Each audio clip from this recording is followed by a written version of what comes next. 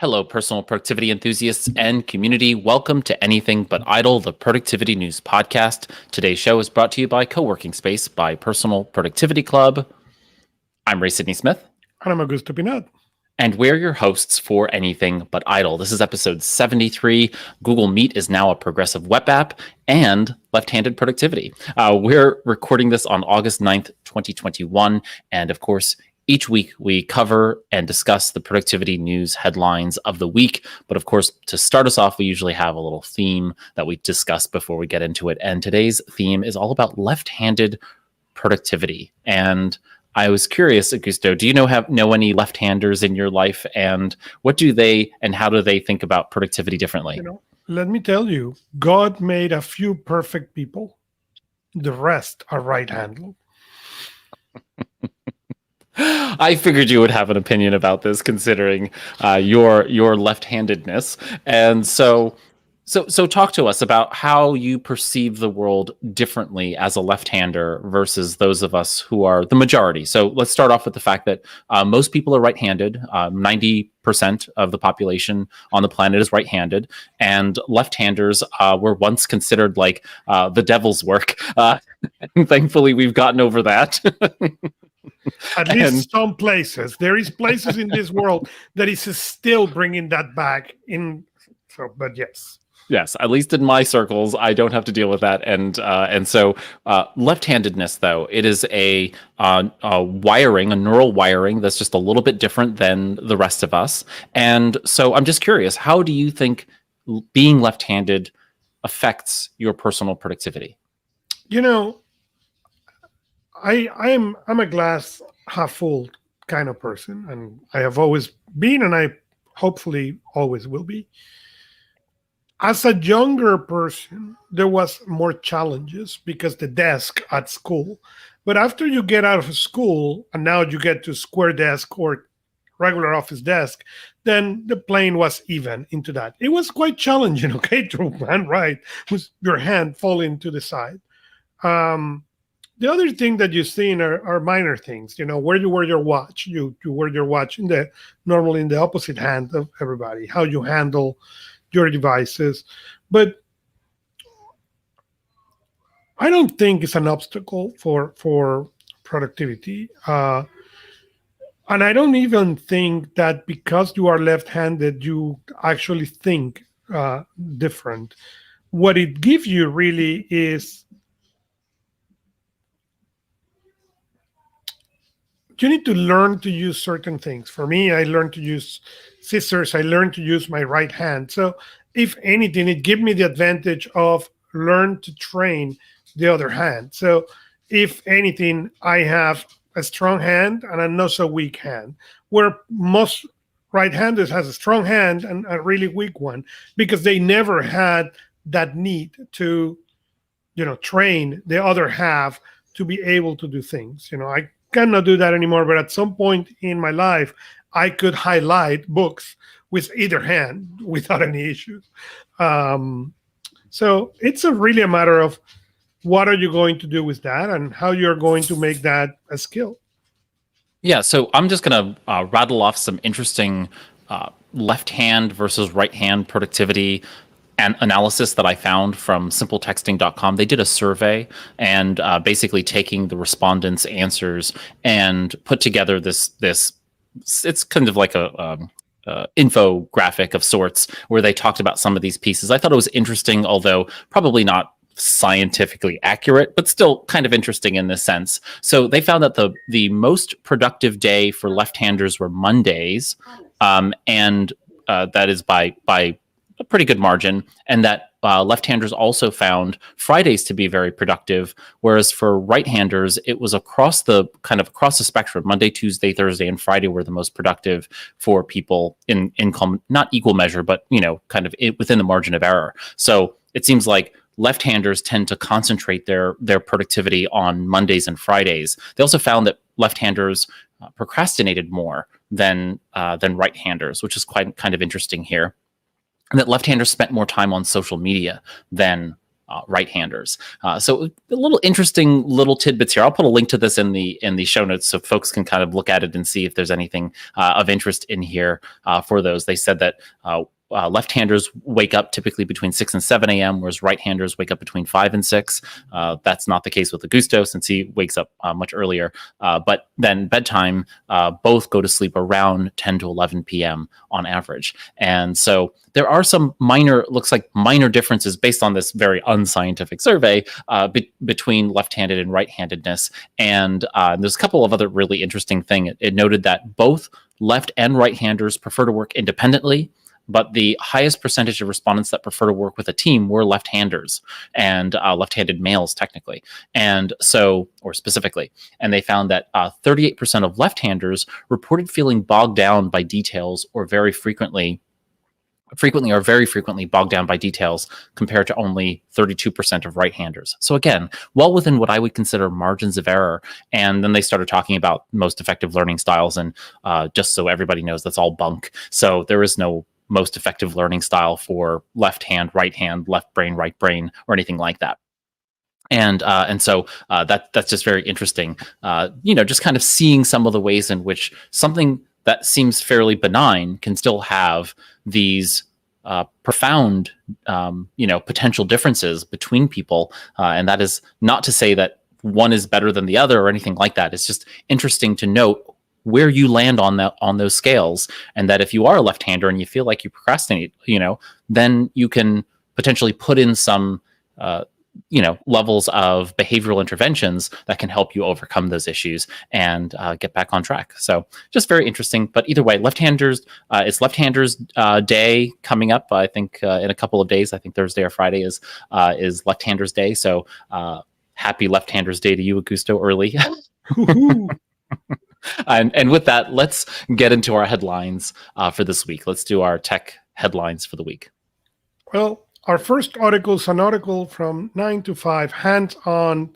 You can now run Windows 365 on the iPad, and Microsoft even have an app with it. So there's been, we covered that. Windows is coming virtual, at least for the corporate and the business. And the article tells the story. Hey, they tried to do it in the browser, but then they discover, I can use the Microsoft Remote app and then access it much, much better than with the browser. So this is a really interesting concept. Do I see places where this fit incredibly well? Yes. It has still certain requirements. You need to be on a certain level on the Microsoft accounts. We don't have a lot of details of what the prices are going to be, but still, I think this will be something that we are going to see, and it's going to be really useful in this now remote or hybrid mode that we are going to all go. Hey, you want to bring your own device? Bring your own device, and you can now connect to this remotely and use the computer secure remotely and everything else. So for corporate world, it is going to be really interesting, and I'm really curious what's going to happen with this. Yeah, I think the only downside to this is that I do a lot of training, and so I will see people with their devices, and I will frequently then identify, okay, that's a Mac, that's someone with an iPad Pro, that's somebody with a Windows machine, and I can get a fairly good feel about how to direct people based on that. But with people running, say, Windows on Boot Camp, on Mac OS, and now running Windows 365 on their iPads, I'm not going to know what operating system anyone is using. It's going to be a little difficult, but that is a marginal problem in the population. I think it'll be interesting to see. That is correct, but I have clients who are iPad only or mostly iPad only, that they have one or two things they need to still run in a PC, mostly because the software is not available for this, and they're senior enough where they may get it.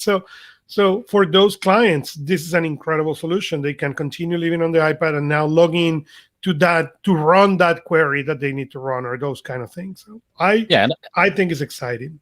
Yeah, and I do a lot of testing of software, so I will want to usually use an emulator for being able to pull up a particular operating system and see whether or not the software I'm testing has a particular bug in a version on a particular operating system. And now being able to run basically a full Windows in a box, utilizing that on almost any device, that's a really great piece of mind to be able to have access to that. That no matter where you are, you're like, okay, I could have my Mac out on the road, flip open my Mac, pull up Windows 365 and open it up and see if it works for that particular software. So I could see some really good edge cases for this being useful. So, okay, on to our next story.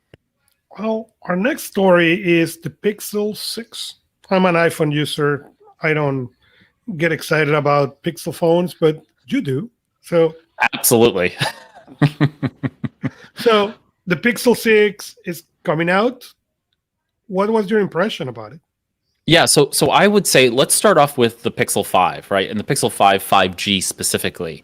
So I'm carrying a Pixel 5 5G as well as my old Pixel 2 XL, and I run them side by side, and I've segmented one for one part of my work and one for the other and personal.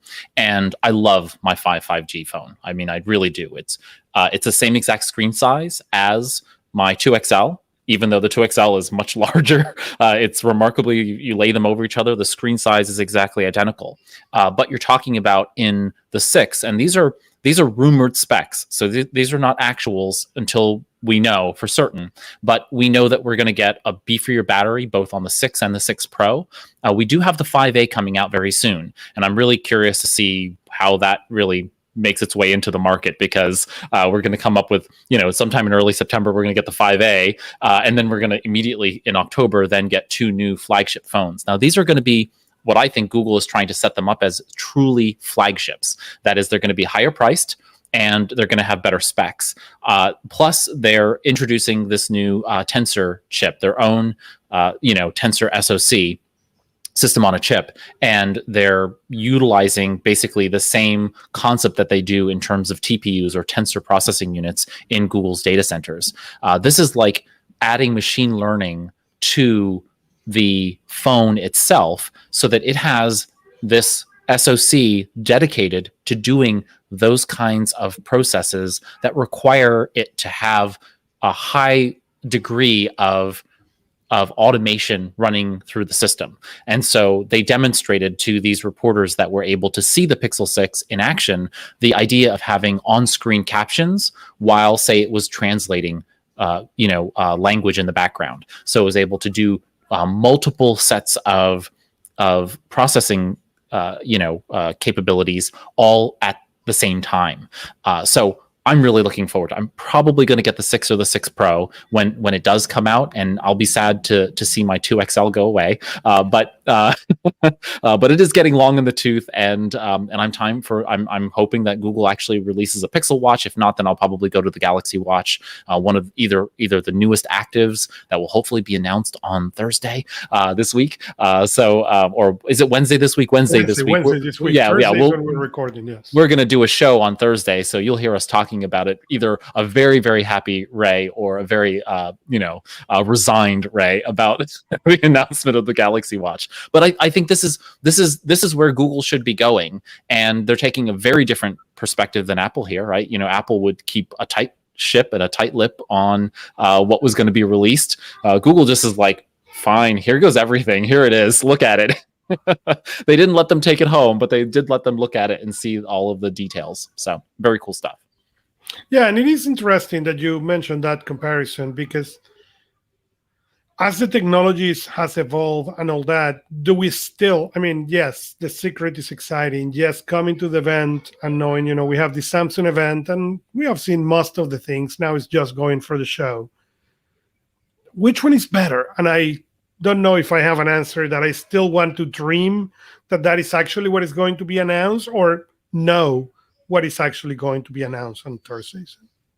Yeah, and so just so everybody's aware, the specs in terms of the 6 and the 6 Pro, they're going to run the latest version of Android. That's going to be 12. So they're going to release with 12 on them. The displays on the 6 is going to be 6.4 inches. It's going to be AMOLED at 90 hertz, and the Pixel 6 Pro is going to have a 6.71-inch screen, also AMOLED, but running 120 hertz as comparison to the 90 hertz on the 6.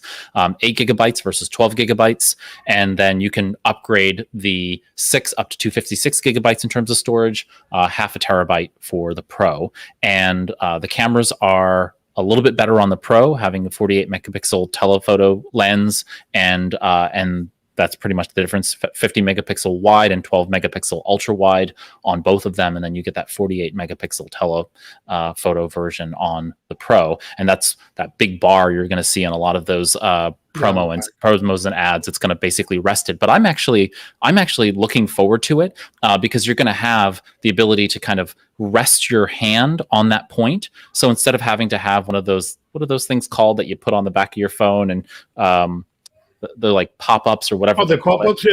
Yeah, whatever they're called. I have one sitting around here. I've just never been able to bring myself to putting it on my phone. I did think about it for the 2XL because it's a big phone, and so but now you'll be able to basically that ridge will rest on your hand, and instead of the back of the phone having the fingerprint sensor, it will now be built into the screen. So it'll be interesting to see how that works, whether it'll be optical or otherwise, in terms of that sensor. And you're going to get a bigger battery on both the 6 and the 6 Pro. So the current 5, I think, has the 5G that I have has a 4,000 milliamp per hour battery. So we're going to go up to 4,600 and 5,000, again, according to these rumors. And so, yeah, I just think this Tensor chip is really going to be the separator between everything else and the Pixel series. This is going to be truly a flagship phone now because it will have something that no other phone is going to have presently. So I'm looking forward to it. I'm looking forward to seeing more about it, and I'm interested to see how Google will launch this and what the pricing is going to be, because it's obviously going to be more pricey than the average phone that's out there. Yep. So our next news is Google Sheets and Drawing are adding the Smart Compose to make typing much faster. So you've seen already in Google Docs, in Gmail, that you start typing and then it gives you an idea based on artificial intelligence what the sentence you're trying to write. Well, that's coming to Google Sheets and Google Slides and Drawings, so you will be able to get used to that and write faster. Yeah, and it's going to show up both in the body text areas where you're typing, as well as in the comments. So if you're typing a comment, you'll see that Smart Compose, that kind of light gray text appear in those sections also. Right now for Google Workspace users, and then it will expand to the consumer Google Workspace folks as well. So right now, if you are in Google Workspace for Business, any of the tiers from Essential up, you're going to be able to turn that on in the admin console. But obviously, they're going to roll that out to everybody over time. And I'm excited to see it. It'll reduce the number of keystrokes you need to make on mobile. It'll increase, obviously accuracy, because if you just have to hit the text and it's typing it for you, that's just great. I love it. So, well, our next article is a hands-on review of the iReader XS. That, as the articles go in goodreader.com, it's a Kindle Oasis killer. It's a big screen. It's a ink paper screen, and as I look at all this review, it's a great review, it's a great device, but I wonder, okay, did I'm willing to buy that device and disconnect from the Amazon? Hey, there is the iBook store, and that continue being for me the Achilles heel in many of this. And actually today happened. My son needed to read a book, or wanted to read a book, so I got the book in Kindle, downloaded in his Kindle, and could not read it because now it has much graphics that is not compatible with his old version of the Kindle. Fine. He opened the iPad, opened the kid's iPad application, and he was reading the book that he wanted to read. So I don't know yet if I am willing to let that comfort of the Amazon store, even for the Apple store, we consume much books still on the Amazon world than what I consume on the iPad and on the iBook store. And I don't know if I have, at this point, any interest on leaving that. That said, it's a great device. The question is, are you going to be able to beat the usefulness and the ease of get a book out of the Amazon store? And I don't Yeah, know. I think the good point. Those are good points. I think the argument against it is that if you're trying to get rid of Amazon from your life, this is a way to do it. Sure. So you could definitely do that. Plus, this is running Android 8.1, and so you can sideload the Amazon Kindle app onto the device. So Good point. if you really do need to access Kindle going into legacy books that you had in your catalog, you can do that. You can also download the AZW3s directly from Kindle, and then this particular ebook reader does open and read them. So you would still be able to read your Kindle books if you loaded them into this particular reader. I like the reader. It seems really nice. It's currently in Chinese, so you have to navigate it in Chinese. They are putting out an English version supposedly, so that you'll actually be able to have it in English in that space. But it seems like really nice specs. The hardware is really nice. It seems, from the review, it seems like it's a really nice device to be, kind of have and to hold. It has the physical rocker buttons for, being able to go page forward and page back. It seems like a pretty good, Kindle Oasis competitor. Mm-hmm. And if you were really trying to get out of Amazon's claws, that's not something I'm looking to do. I'm unfortunately as bought into the Amazon world begrudgingly as I could be. But if you want to, then this is probably a really good device to think about doing that. I would also think about the security there. It is Android 8.1. It's a limited device. I mean, really, you can't do much more with it. You can install apps. It does have speaker and Bluetooth connectivity. But it's going to be a limited device if you try to really run a lot of apps on it. But I think that if you're installing maybe the Kindle app or some podcast applications like Google Podcasts, or I'm not sure if Google Podcasts even runs on 8.1, but you could probably test it out and see. But there are other podcast apps that are out there that you could install on 8.1 and see if it would work. But you're capable of detethering, and it's a good price. So you're coming out at a competitive price as well. So, okay, on to our next story. Well, we have been talking a lot in this show about RCS and the standard for text and how T-Mobile did, Verizon did, and what it means for Google. And now the next article is Google gently, pushing Apple to adopt RCS and pointing out on all the securities that SMS have and security issues. And, we have discussed in here and we are in agreement. We hope Apple push forward to RCS. That will be fantastic for everybody. It's not about the iPhone or the Android or Google. It's about everybody and security and messaging. So I hope that this poking the bear that Google is trying to do really take Apple to pay attention and really implement RCS.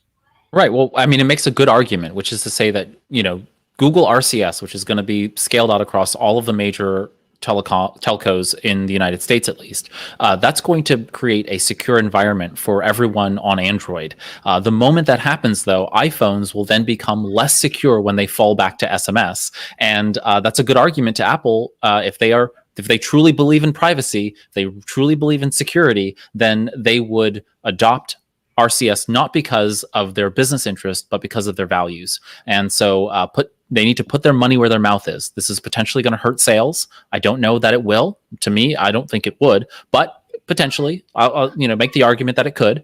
But if they really believe in their values of privacy and security that they've been spouting for years, then they need to put up or shut up regarding privacy and security. And so, I'm a privacy and security hawk. So I'm constantly paying attention to what big tech is doing here. So I'm really hoping that they step up and adopt RCS and make this right for us, the consumers, because I want to be able to message with you and, go from Android to iOS to you and feel secure doing so. And today, that's just not possible.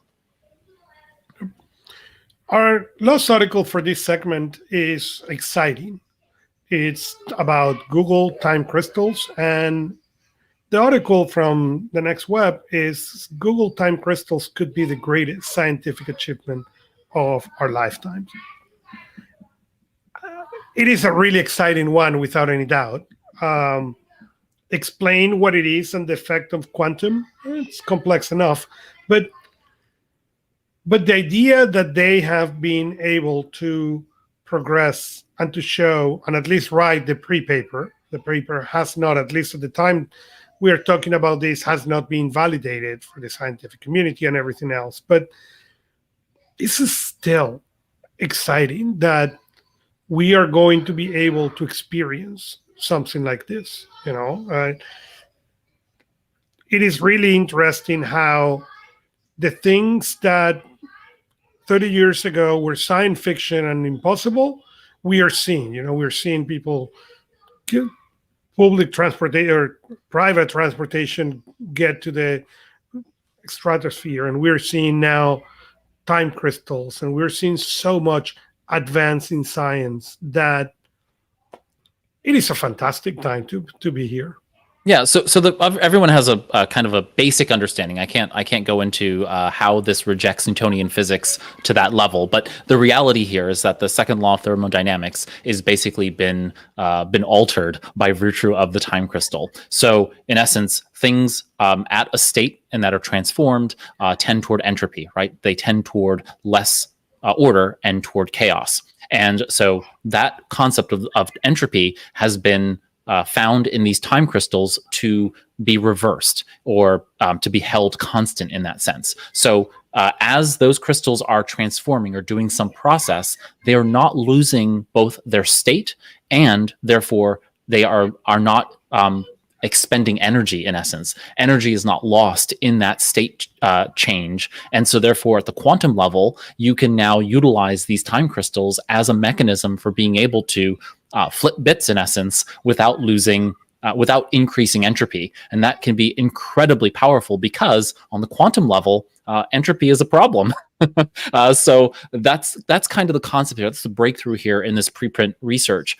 And so I'm looking forward to peer review here. I'm looking forward to seeing how they'll be able to scale this technology. And this is, it's a baby step. This is like, throwing a piece of sand in an ocean of the next set of technological movements forward toward true quantum computing. But we're seeing it born, like literally in front of us today. We are seeing the technology born, and that's incredibly exciting. Even if this proves not to be the right mechanism for quantum computing, we're seeing the first opportunities of this kind of technology coming forward, and so looking forward to it. All right. So with that, time crystals and and breaking Newtonian physics, we're going to take a break and come back after a word from our sponsor, Co-working Space by Personal Productivity Club, and then we will cover the productivity articles of the week. We'll cover our new tools of the week, and then we'll get into our featured story this week. We'll see you after the break. While working in person may be normal for you, it's unlikely your coworkers are as interested in being productive as you are. Or working remotely or from home can be isolating. And there's something powerful about being with productive people, even virtually, that helps you be more engaged. If a flavor of these sounds familiar, Co-working Space by Personal Productivity Club is for you. Co-working Space is a virtual work community designed to help members be more effective and efficient in their work and personal lives. At its core, we provide goal tracking and host focused action sessions throughout the week for accountability and camaraderie. Visit anythingbutidle.com/coworking to learn more. Co-working Space lives inside Personal Productivity Club, a digital community for personal productivity enthusiasts, so you can find people who use methods and tools you do too. Again, head over to anythingbutidle.com/coworking to see how Co-working Space can help you be more productive. And now, back to our show. Welcome back, everybody, to Anything But Idle. I'm Ray Sidney-Smith, joined with Augusto Pinaud for the second half of our show. And so, Augusto, what is our first productivity article this week? First productivity article comes from Relocate magazine, and it's the well-being support boost on productivity according to a survey. And it's a survey in the UK, and it's showing how this people in the survey being part of companies who are putting health and well-being ahead, and how they have found an increased significant or a decrease in absenteeism, an increase on retention that we know are two of the biggest expenses any corporation have, especially staff retention. And it's a problem that we have been talking and discussing now that we are coming back or not coming back. Well, well-being is a priority. And even that this survey is done in the UK, I think it's a priority anywhere. It's a priority here, it's a priority in Europe, it's a priority in Asia. Where is that well-being, and what are you as an organization are going to do with that? Just today, I was reading another article that we're not quoting, that about a CEO in Seattle who lowered his salary so he could raise his people's salary to, I think the number was 50,000 a year starting point.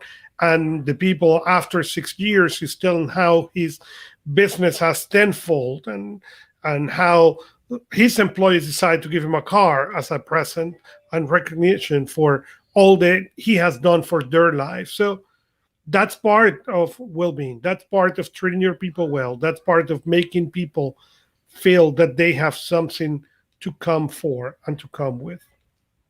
Yeah, that's fantastic. I think the article makes a lot of really good points. And again, mental health and well-being of the people who are working for you is really tantamount. I mean, you can argue that, that profit is the ultimate aim of the firm, but at some point you need to also understand that there would be no business without those individuals who make the business run. And no matter how automated your business can be, humans are fundamentally a part of the business, the concept of a business. And so we need to make sure we take care of them. And I think we're starting to get there. We're starting to understand that as a fabric of, enlightened society. And I hope that we continue to keep moving in that direction. Yep. Our next article is Inc., and it's about Bill Gates and why, or his reads before bed, and the science suggests that you should too. This is something that is interesting for me, mostly because, not because of Bill Gates, I have always read. Yeah, they could have taken Bill Gates out of the article completely. It's kind of clickbait that they put his name in there. Correct. But for me, reading, it's a part. And actually, last week we talked about parents, and that's one thing we did for our kids is we got them a Kindle. And why a Kindle? Well, because a Kindle can allow you to read. So I don't need to be worried about them taking it to bed. Actually, I encourage take the Kindle to bed and read.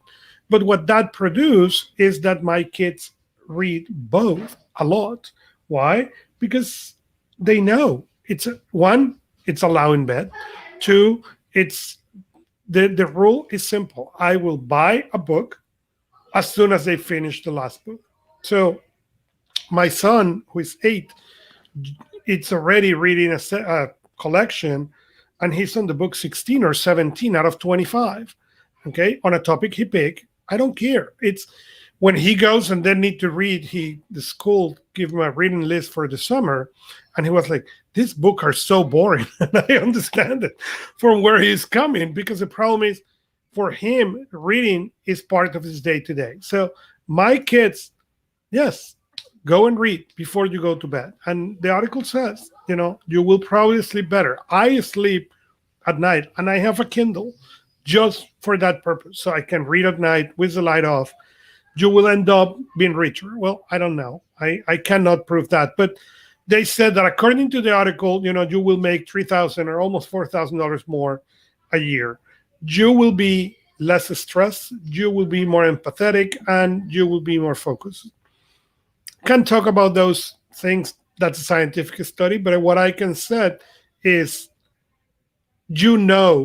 who are those people that read at night and that has that fun component of reading at night. And I wish I could pass that to more people, so more people will come read and enjoy at night.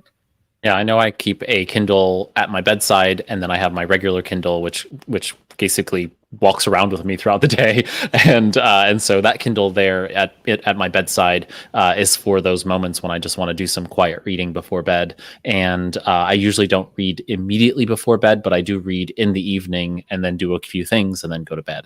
And it's just part of my ritual, part of my routine. I don't like the word ritual, and so it's just part of my routine, and I really enjoy it. And so it's interesting to see how they quantify some of these components there. But I think it's really important for us all to remember that if you just take a little bit of time every day to read, you'll get through far more reading than if you don't put a little bit of time in your routine for reading. And I know that a lot of us want to read more, and it's on our bucket list of books are on our bucket lists and that kind of thing. If you are having trouble reading, then just choose a time of the day to dedicate that. And it turns out that right before bed is a good time to do it, because you can just go ahead and it's relaxing, potentially even something that is boring. You might only get 10 pages in and then conk out. Who cares, right? Because then you'll pick it up the next evening and you can go from there. So it's a good practice. Our next article is how to set weekly goals to change your life. And this is an article that is interesting for me. I created an impact journal with that idea, with the idea of show you, how to plan 13 weeks and how to use that 13-week plan to bring it from 13 to week to what you are going to do today, and remind yourself consistently what are those. And they talk about the time to reflect, the weekly goals, and that time to reflect, I believe, is what make this powerful. You need to reflect, you need to review your goals, and if you are lucky enough to be able to find an accountability partner to do this with, then this process have the chance to potentially give you a tenfold of productivity.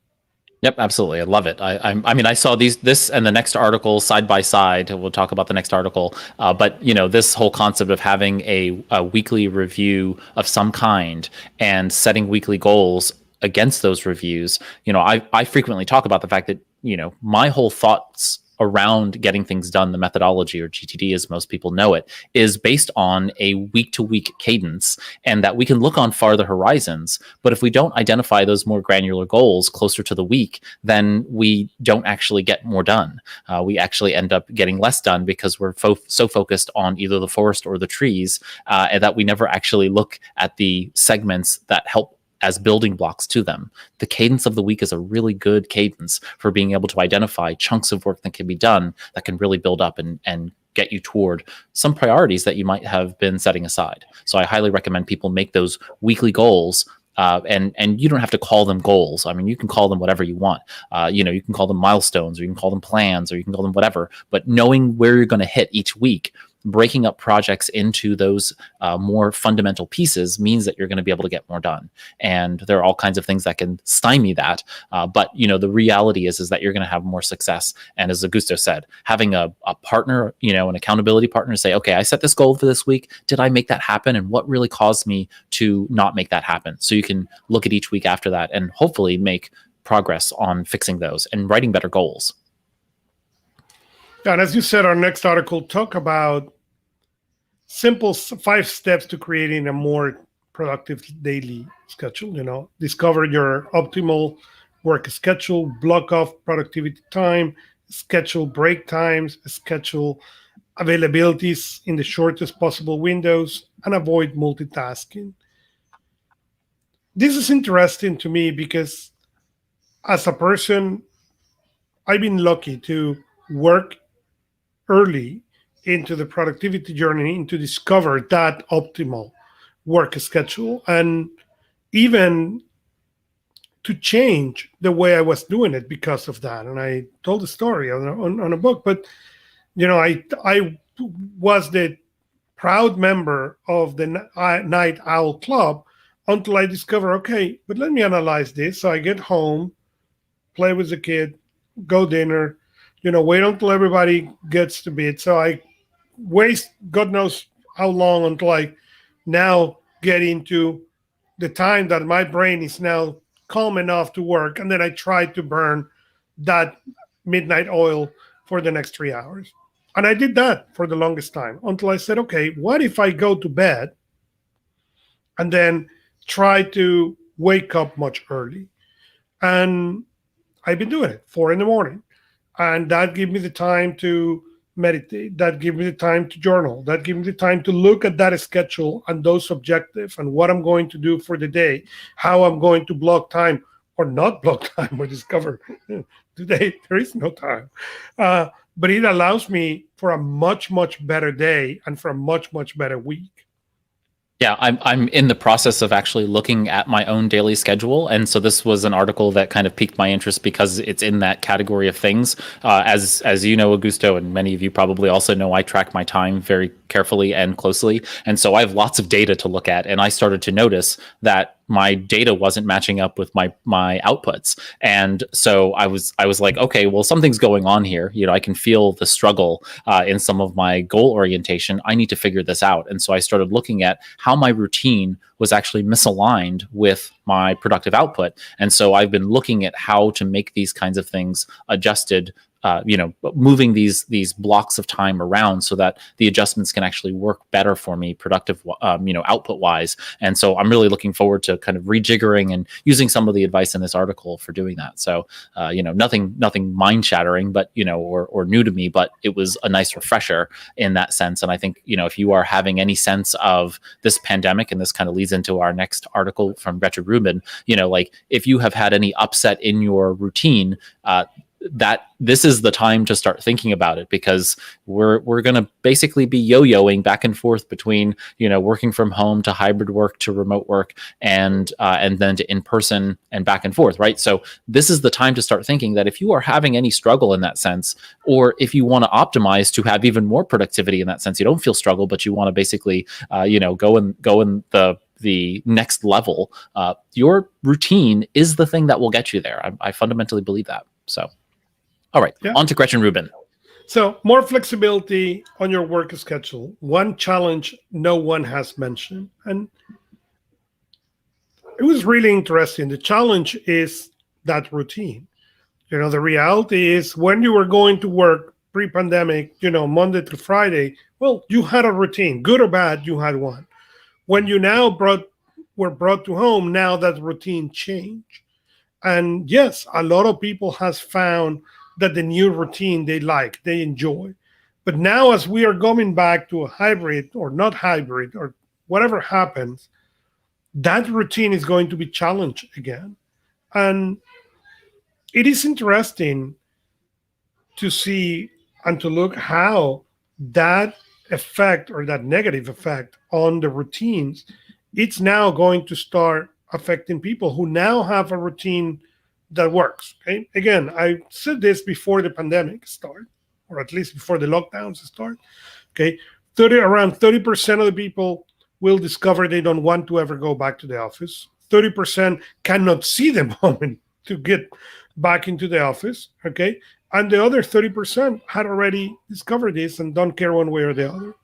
The problem are not the people who don't care one way or the other. The problem are going to be those people who are already established a new routine, and now they are stuck into this note change again and possibly losing that routine that is working so well for them. Absolutely. Change is difficult. I mean, there's no question about it that change is difficult. Most change is palatable, but when you have rapid change, and I'm not talking about rapid change meaning every day, but rapid change in the sense that we're going to see different work modalities in, like every 2 or 3 months because of something that is outside of our control. That is very disruptive to our overall work. And I think that's the issue that we're facing here. And I think maybe not what necessarily Gretchen was talking about here, but certainly what I seems implied in this particular article. And I want to make sure everybody prepares themselves. And just like, I used to travel for work, and I presume I will again in the future. and so I have 2 sets of systems, right? I have my on the road system, and then I have my home system, or home base system. And so that wasn't at one time in my home, but now it is. And so you need to kind of set that up for yourself. On days when you're going to work in an office environment, what does that look like? How are you going to set yourself up for success so that you have a mobile system? And then when you get home and you have to work from home, how are you going to set that system up? And how are the two going to reconcile when those things change from one to the other, right? It's those changes between places, right? It's at stoplights that we have the most accidents, right? It's at the acceleration or deceleration lanes on highways. Those transition points are the difficult moments in our productivity systems as much as it is on the highways. So if you can learn how to transition well, then you're going to have a greater success at being able to be productive and switching between those gears. So that's kind of my thought there. All right, on to our next article. So our next article came from the blog of Asana, and it's 7 charts that Asana customers love for real-time insight. I need to pass the baton into here because I am not really an Asana user. I have used it. I use it for a couple of things, but I'm not really spend time. I use it mostly as place I pull the task and put them into my system. So. Yeah, so this is just basically a thoughtful ad on their blog for their universal reporting features, which is in essence a feature set they brought out, I think, in June of this year. And now you get these real-time insights into how your team is moving projects forward. You can see budget, you can see how work is distributed, you can see log jams, and you can create flexible reports. So you can see things like how many open tickets, if you're tracking open tickets in some way, shape, or form, are kind of moving throughout the system, how many projects you have in the pipeline. It gives you a lot of flexibility in being able to manage those types of data and then filtering down to the data that you want to see.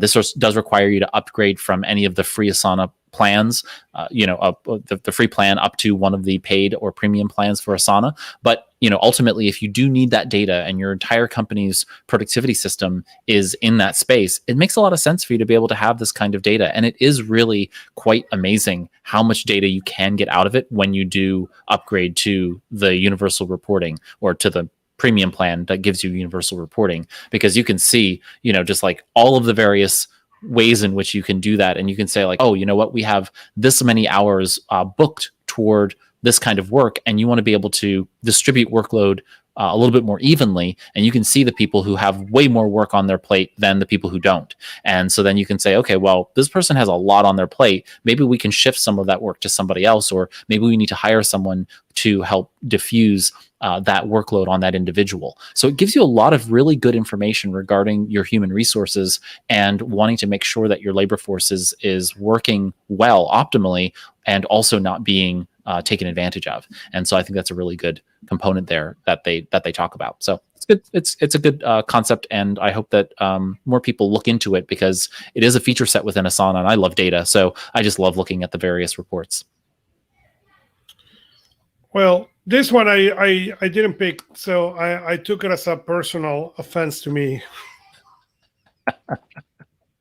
No, in a serious 7 tactics to dealing with annoying coworkers who talk too much. I don't know. I have never had that issue of talking too much. I don't know what they're talking about. Anyways, some of the things I have done, okay, I have for many years now working at home, but I have a do not disturb sign. I even, when this podcast start, I send a text message, an announcement to everybody in the household that the podcast is going to start. Same thing when I have phone calls that I need to cannot have or don't want to have people shouting around me, But one of the most important things is to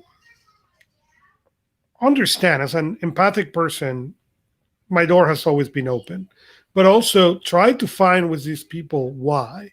And hey, can we have this conversation maybe later on, maybe at lunch, maybe in the middle of the afternoon, and make it work, Nobody who talks too much is coming to you to be annoying to you and to annoy you. That's not the case.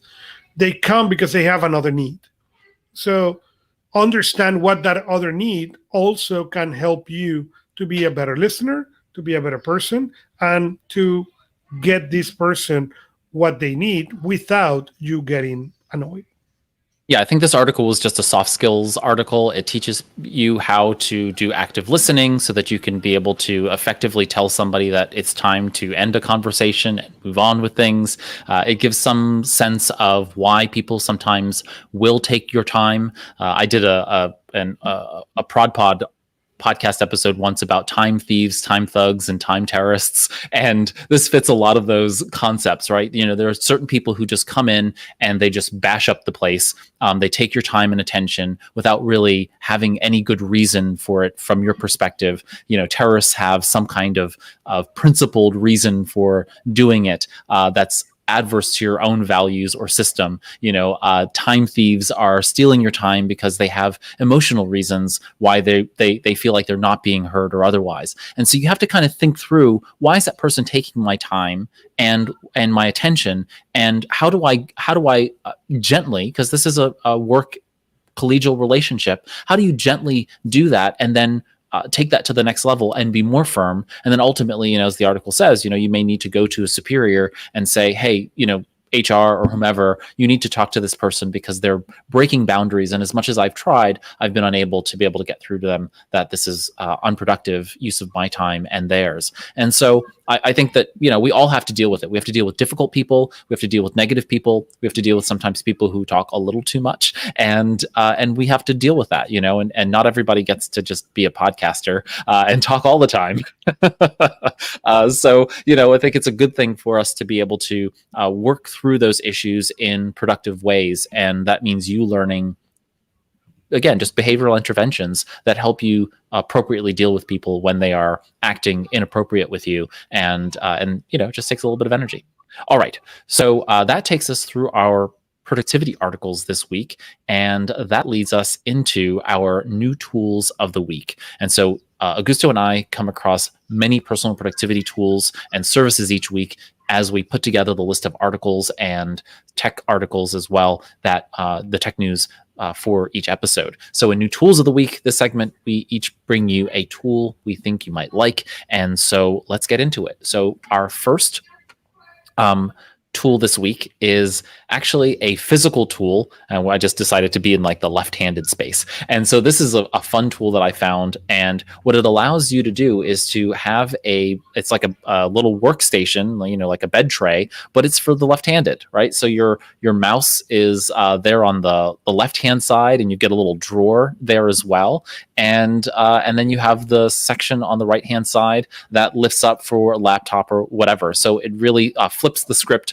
on the design so that left-handers can have a little bit more of a little bed table. But I see you could put this on a desk or on a kitchen table so that you could have a standing height you know, environment. It seems like it's pretty well built, and it's got some little covers for it to be able to, you know, stand on a surface without damaging it. And I just thought it was a pretty good product. So if anybody's interested in doing that, they can check out it's Nuvante, 2 N's, Nennewvante adjustable laptop table. So they can check that out. All right, Augusto, what is your tool this week?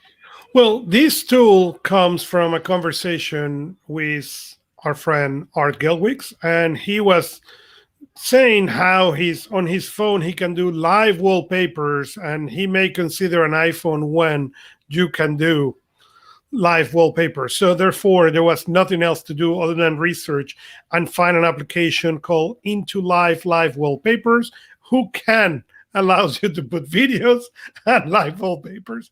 So now the ball is on our court, and I'm expecting to see an iPhone soon on his live.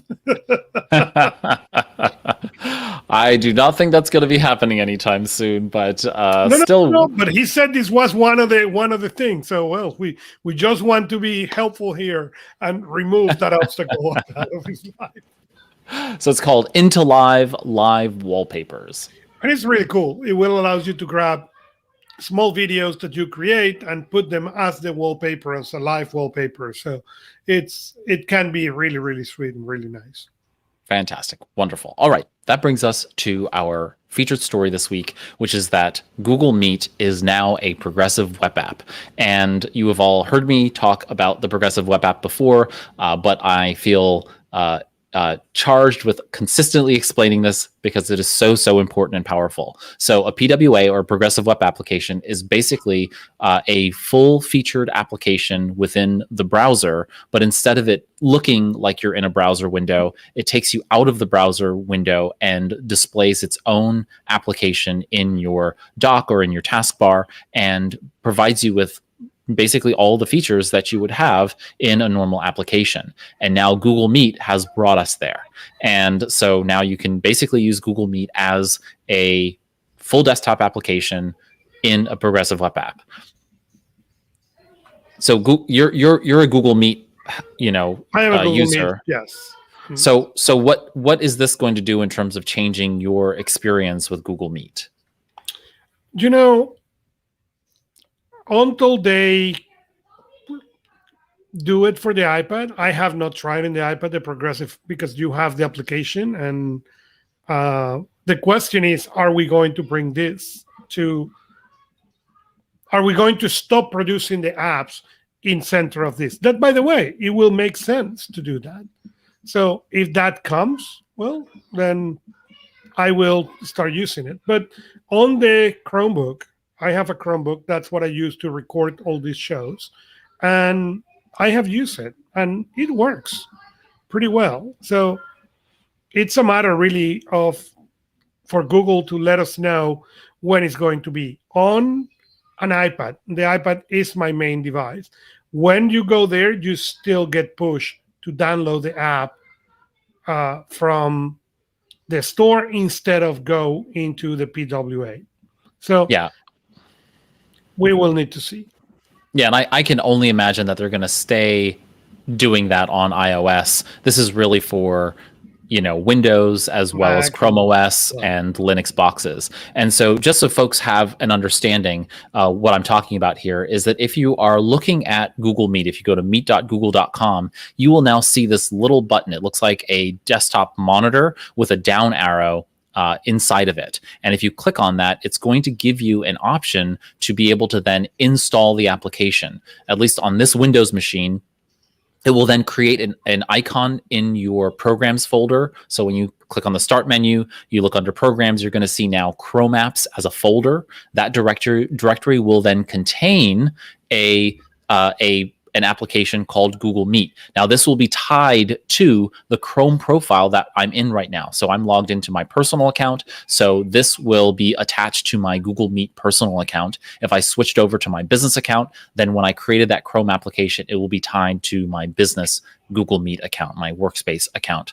And this is really important and powerful because you can have multiples of the same Google Meet progressive web app installed on the device for each of those particular accounts. And that's what is so interesting here, because now I can have Google Meet logged into multiple Google Chrome profiles, and those accounts will then house the credentials. So if I have a meeting in one of my Google Meet accounts, I just jump to that profile, open up that particular, listing from Chrome apps, and then just hop into it. So this is really, really great for being able to hop into meetings in the right account and just having those available. So I'm really pleased with it coming to PWA, and I know that it just makes it easy to have that freestanding floating window that you can now use that for split view. You can do that for tiling and all kinds of other things. You could put it on a different desktop so that you have it on its own separate desktop.